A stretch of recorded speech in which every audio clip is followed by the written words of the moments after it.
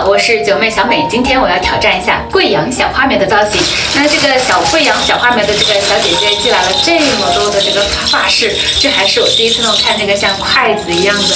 这么长，还有这么长的毛线，这个头帕，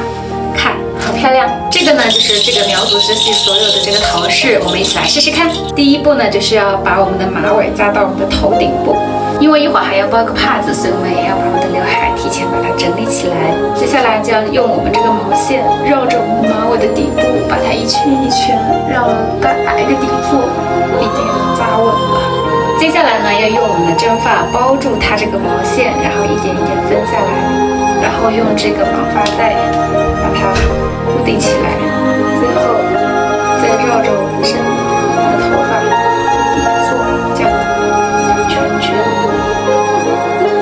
再用一个小绑发带把它再小固定一下，放在后面，就是缠这样子的时候塞下去。好，一个简单的头发底座做好了。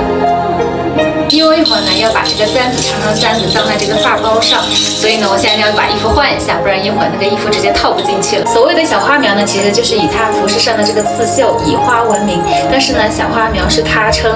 这个织系还有一个专业的称呼叫冠手苗。什么意思呢？就是我们其他苗族织系要么就是交领，要么就是斜襟，他们这个织系的衣服呢，它是从头上套上去的，叫冠手。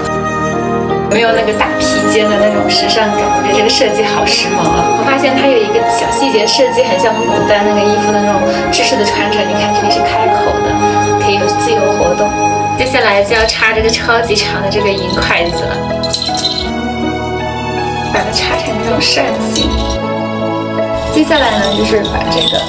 这样盘来绕在发底部，让它固定，不要掉了。我插完簪子对比了一下照片原图，发现我盘错了，这是簪子的这个铃铛应该在右边。重来。Round 2。终于到了我们的包帕环节，它这个呢就是大概是对称，从前往后，然后右手在下，左手在上，然后再回来，然后这样子把它对折一下，这对折包过来，它让它有个层次感，这样子把它折进那个小角角里，用我们的这个小卡子把它固定住，然后它这个小尾巴就把它搭在这个里。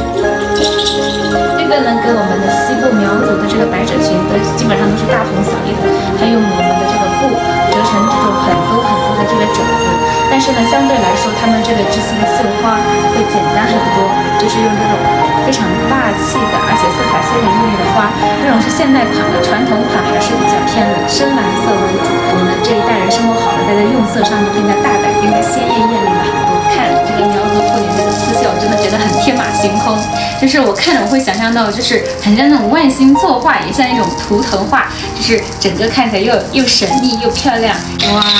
看这个大银项圈。这个头上的银凤簪好漂亮啊！把它稍微掰正一下，然后呢，我们就这个扎在我们头簪上，这样把它掰正好，就这样就可以了。